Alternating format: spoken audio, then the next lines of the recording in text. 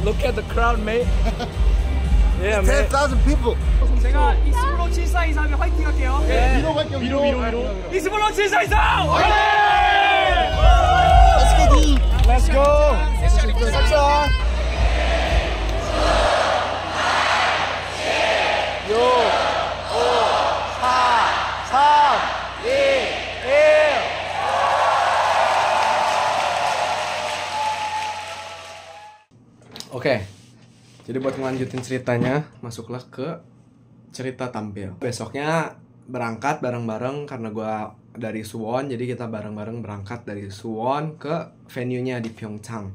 Jadi waktu pertama kali datang ke sana tuh, waktu pertama kali ngelihat panggungnya, gila gede pisan, kayak orangnya banyak pisan. Kalau misalnya kalian lihat fotonya, ya nggak kebayang aja gitu kalau besoknya kita semua ber-18 tuh bakal melayani di depan situ gitu. Hari pertamanya ngeliat tim yang utamanya kan, gila mereka bagus banget, segala macamnya bagus banget, mau dari yang penyanyinya, pemain musiknya, semuanya bagus banget. Ya emang nggak bisa dibandingin ya, soalnya mereka kan ada beberapa dari mereka yang emang profesional, kerjaannya emang main musik. Jadi ibadahnya tuh cuman ada setiap malam gitu. Jadi, cuman karena di Korea lagi summer, mataharinya terbenamnya jam 8 malam gitu. Jadi masih terang kelihatannya. Malamnya setelah ibadah itu sama pembina kita disuruh kumpul abis ibadah buat ngambil t-shirt sama briefing terakhir gitu buat besoknya. Jadi ibadahnya tuh mulai jam 6.30. Besoknya kita dipanggil buat check sound itu mulai jam 3.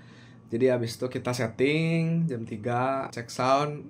Yang ada di dalam pikiran gue sih yang kemarin malam orangnya sebanyak itu, tiba-tiba kita check sound terus masih kosong gitu kan, masih kosong semua. Check soundnya berjalan dengan lancar, semuanya aman, nggak ada yang macem-macem. Kita juga masih bisa latihan beberapa lagu, bahkan kita bisa muterin satu set gitu. Jadi satu set semuanya kita bisa puterin. Padahal awalnya kita pikir ya paling cuma 3 lagu, berapa lagu yang bisa kita review gitu. Habis itu kita beres check soundnya, kita makan di bawah panggungnya, kita makan banyakan. Ya udah kita siapin gitu, kita doa, kita segala macam. Terus tampil lah gitu. Ini waktu sebelum 5 menit sebelum tampilnya gue nyalain kamera, ngevlog ala-ala gitu. 5분 전. 굉장히 떨리지만 해주신 은혜가 굉장히 기대됩니다. How do you feel, mate? How do you feel? Nervous, bro. Nervous? Look at the crowd, mate. Yeah, man. 10,000 people. 우리 세컨이 기분이었습니다. So excited. So excited and 우리 리더. 기대돼요. 기대돼요. 제가 이스블로 7423에 화이팅 할게요. 네. 위로 갈게요. 위로. 이스블로 7423! Let's go, dude. Let's go. Saksa.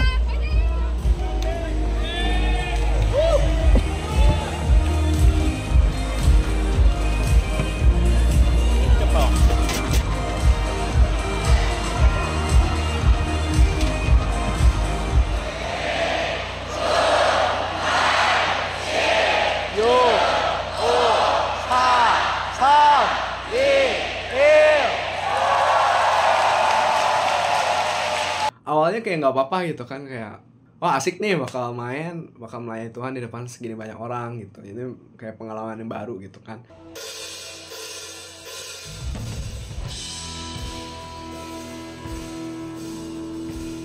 Lagu pertama itu smooth banget, nggak ada apa-apa. Tapi begitu lagu kedua, opening lagu kedua, gue senarnya putus.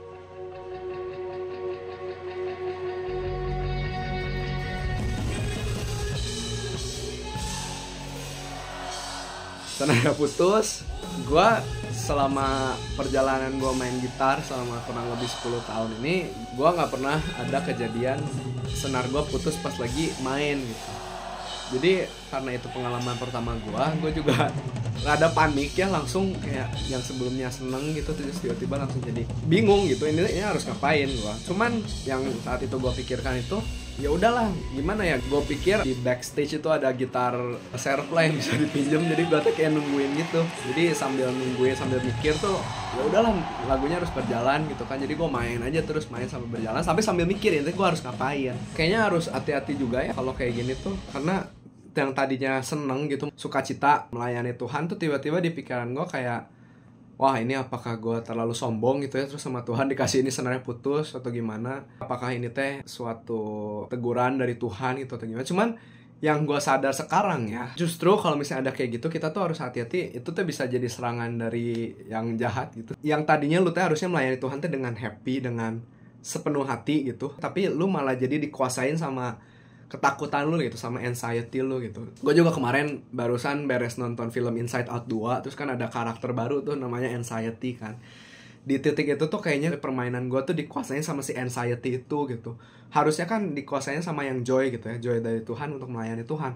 Tapi karena ada begitu, gue jadi anxiety, jadi kayak merasa bersalah gitu. Aduh Tuhan, apakah gue kurang gitu? Apakah skill gue kurang? Apakah hati gue, motivasi gue salah gitu untuk melayani Engkau? Tiba-tiba yang kayak gitu tuh datang. Makanya selama sejak lagu Putus sampai 3 lagu berikutnya itu gue kurang maksimal gitu mainnya. Jadi buat teman-teman yang kalau misalnya ada pengalaman kayak gini terus lagi main gitu, terus tiba-tiba ada pikiran bahwa kalian gak layak, bahwa kalian motivasinya salah, hatinya salah untuk melayani Tuhan, itu emang kita kalau melayani Tuhan kita gak bakal pernah layak untuk melayani Tuhan gitu. Tapi karena kita udah dikasih kesempatan sama Tuhan, kita harusnya memberikan yang terbaik gitu. Kita harusnya melayani Tuhan dengan hati yang senang. Dan walaupun ada hal yang begituan muncul di tengah pelayanan kita harusnya tetap bisa menjaga hati sukacita itu gitu sama Tuhan, bahwa kita tetap fokus sama Tuhan. Dan ya itu yang gue pelajarin banget ya dari pengalaman main di sini gitu. Untungnya banget waktu check sound itu, kita kan di awalnya disuruh ngebersihin semua panggungnya dari segala macem gitu ya. Terus abis itu untungnya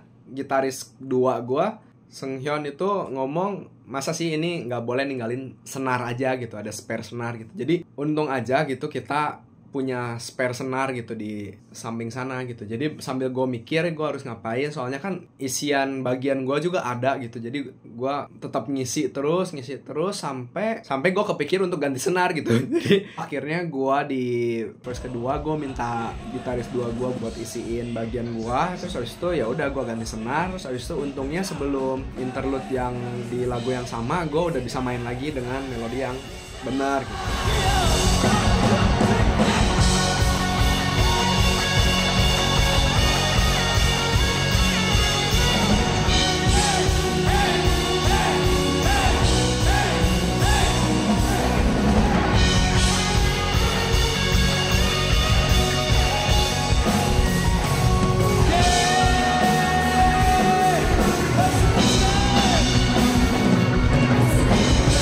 Sih, jadi abis itu lagu lewat semua, untungnya semua bisa jalan dengan baik. Ketika gue dengar dari teman-teman gue juga, untungnya nggak ada kesalahan yang sampai bikin kayak gitu sampai sadar gitu. Semua orang natural kok, walaupun senarnya putus segala macem. Puji Tuhannya ibadahnya berjalan dengan lancar terus, dan ya untuk lagu-lagu terakhirnya gue bisa mainin dengan bagus, dengan tanpa kesalahan. Karena dengan bantuan Roh Kudus juga gitu ya. Kalau kebanyakan lagu yang gue nggak maksimal gitu, gue sambil main di situ gue doa sama Tuhan gitu. Aduh Tuhan, gue teh pengen melayani Engkau teh dengan seluruh hati gue teh nggak mau karena ketakutan ini, gue nggak mau karena kesalahan yang udah gue bikin gue malah jadi makin jatuh gitu. Gue doa sama Tuhan, gue pengen melayani Tuhan dengan benar. Roh Kudus tolong bantu untuk mainnya bisa jadi benar gitu. Terus ya udah, jadi akhir lagunya gue mainnya lumayan benar gitu. Terus udah deh lagu terakhir, terus doa, terus beres hari kedua beres. Abis lagu terakhir itu kan kita semua turun ya, jadi gue bawa gitar gue karena gue juga ganti senarnya salah lagi, harusnya senar B, gue malah ganti senar G gitu. Jadi karena gue sadar kesalahan itu, gue bawa gitarnya turun dari panggung, gue ganti lagi dengan senar yang baru di bawah. Untungnya waktu gue turun itu semua orang nggak ada yang nyalahin gue gitu, nggak ada lu senarnya putus segala macem. Ya untungnya semua orang ngedukung gue gitu, bahkan mentor gitar gue yang profesional gitaris kayak nggak nyalahin sama sekali, kayak menguatkan gitu bahwa ya bagus kok tadi mainnya segala macam. Walaupun di support kayak gitu, gue waktu itu pikirannya masih aduh gue jelek banget tadi mainnya, ya banyak penyesalan gitu. Tapi setelah gue lihat sekarang gitu, banyak hal yang gue pelajarin banget dari pengalaman itu gitu. Ya itu sebenarnya kalau bisa kalian penasaran juga, gitarnya udah gue ganti senar itu sebelum latihan barengan yang 4 hari 3 malam itu. Jadi gue pikir gak akan ada masalah gitu. Terus tiba-tiba belum seminggu ganti senar udah putus lagi senarnya. Melalui pengalaman ini gue bersyukur banget gitu, teman-teman gue semuanya, bahkan penyanyi-penyanyinya tuh gak ada yang sadar kalau senar gue putus gitu. Jadi mereka pikir oh aman kok, semuanya berjalan dengan lancar gitu. Ya puji Tuhannya, mau gimana juga kalau misalnya Tuhan berkenan dalam ibadah itu ya berkenan. Jadi gue juga belajar itu. Pengalaman depan 10.000 orangnya, kalau dari gue sih ada satu hal yang gue nyesel, harusnya gue pakai in-ear-nya satu aja gitu. Waktu gue main tuh gue pakai in-ear-nya 2 sisi gitu. Karena setelah turun gitu ya, teman-teman singer pada cerita kalau misalnya mereka pakai in-ear-nya satu doang. Kenapa? Karena biar satu kupingnya lagi bisa dengerin crowd-nya gitu. Jadi energi dari crowd-nya dapat, terus bisa lebih keluar lagi gitu. Beres hari kedua kita foto-foto di depan panggung segala macem. Terus udah deh. Terus abis itu ini gak berhubungan sama Hakseng Yebet Team, tapi waktu latihan itu si kepala Maxon Gilbunya nanya ke gua, apakah kamu bisa nyanyi Waymaker bahasa Indonesia nanti hari Rabu. Gua di Indonesia aja kagak pernah pelayanan nyanyi gitu. Terus tiba-tiba sama Tuhan sama itu diminta buat nyanyi Waymaker di bahasa Indonesia gitu di Korea depan segitu banyak orang gitu. Jadi hari Rabunya gue nyanyi satu lagu, satu line gitu. Terus habis itu hari terakhirnya, habis ibadah terakhir tuh ada acara namanya celebration. Celebration itu jadi kita 1 jam cuman nyanyi dan menyembah Tuhan di benar-benar terakhir gitu untuk menutup summer camp ini. Dan kita anak-anak tim worship mahasiswanya ikutan di belakang para penyanyi buat ikutan nari-nari gitu di depan situ. Dan kebetulan banget, jadi kita sebelum naik ke panggungnya tuh kita udah nyusun ini urutannya mau gimana. Terus habis itu kebetulan banget posisi gue di belakang worship leader utamanya lagi. Jadi kalau misalnya worship leader utamanya lagi di shoot gitu, gue juga ikut ke shot gitu. Jadi ya asik sih. Yang terakhir itu benar-benar all out. Kayaknya mau posisi di depan, mau gue berdiri di bareng-bareng teman-teman gue di penonton, sukacitanya tetap sama untuk memuji Tuhannya gitu. Jadi udah itu terakhir kita ngumpul, terakhir kita nyanyi pujian bareng-bareng. Terus habis itu begitu beres celebrationnya, kita foto-foto buat terakhir kali gitu. Kita foto sama mentor kita foto sama tim kita. Terus karena ini pertemuan terakhir gitu ya, kan mereka pertemuan terakhir sama pengurus-pengurus pusatnya juga. Jadi ya benar-benar perpisahan gitu. Soalnya mereka juga nggak akan main ke daerah kita masing-masing gitu kan. Buat konklusinya gitu ya, dari pengalaman ini pengalaman yang mungkin sekali seumur hidup dan gak semua orang bisa mengalaminya gitu. Walaupun ada 4 hari bisa main gitu, kayak mentor gitar gue main di 3 harinya, tapi ini tetap buat gue tetap suatu pengalaman yang sekali seumur hidup. Kenapa? Karena gue gak yakin tim yang lebih senior itu mengalami apa yang kita alami gitu sebagai student. Karena sebagai student kan kita nginepnya aja 4 hari 3 malam, tapi kalau misalnya kayak mentor gitu kan mereka juga punya keluarga, jadi nggak mungkin bisa 4 hari 3 malam nginep. Cuma sebagai tim mahasiswa worship ini kita waktunya kan lumayan bebas ya sebagai mahasiswa. Jadi pengalaman itunya 4 hari 3 malamnya merupakan suatu pengalaman yang hebat banget. Dari situ gue bisa dapet temen Dongyokcha, teman satu perjalanan gitu, yang gue percaya bisa mensupport gitu. Kita bisa saling support sampai tahun-tahun ke depannya. Terus mereka pembina-pembina tuh ngebecandain si acara 4 hari 3 malam itu sebagai pengalaman surga. Kenapa? Soalnya selama 4 hari 3 malam itu kita benar-benar cuman latihan musik, cuman menyembah Tuhan kan, terus cuman makan, sama habis itu ibadah lagi gitu, menyembah memuji Tuhan. Jadi benar-benar 4 hari 3 malam yang seperti surga kata mereka. Terus ya pengalaman yang tetap paling wow sih, walaupun main musik hampir seharian tapi kitanya nggak capek, itu hebat banget. Itu pasti Roh Kudus bekerja di situ. Satu hal lagi yang gue sadar dari pengalaman main depan 10.000 orang, waktu abis gue turun tuh teman-teman gue pada nanyain gitu, gimana rasanya main di depan 10.000 orang. Cuman buat gue tetap sama gitu, mau main di depan 200 orang, mau main di depan 50 orang, mau main di Komsel doang gitu, rasanya tetap sama gitu, tetap memuji Tuhan. Walau emang kalau misalnya dilihat dari tanggung jawab, nggak bisa sih dilihat dari tanggung jawab juga nggak bisa. Lu tanggung jawab main depan 2 orang sama tanggung jawab main depan 10.000 orang tuh sama. Karena sama-sama memujinya, sama-sama melayani Tuhan gitu, bukan melayani manusia. Itu yang gue sadar gitu. Tetap sama, hati yang disiapkannya harus melayani dengan sukacita, mempersiapkan diri dengan yang terbaik, karena kita melayani Tuhan yang sama gitu. Mau gue pelayanan di tingkat kota Suwon juga, gue main gitar tetap masih nari-nari. Ini video gue nari di tingkat kota Suwon.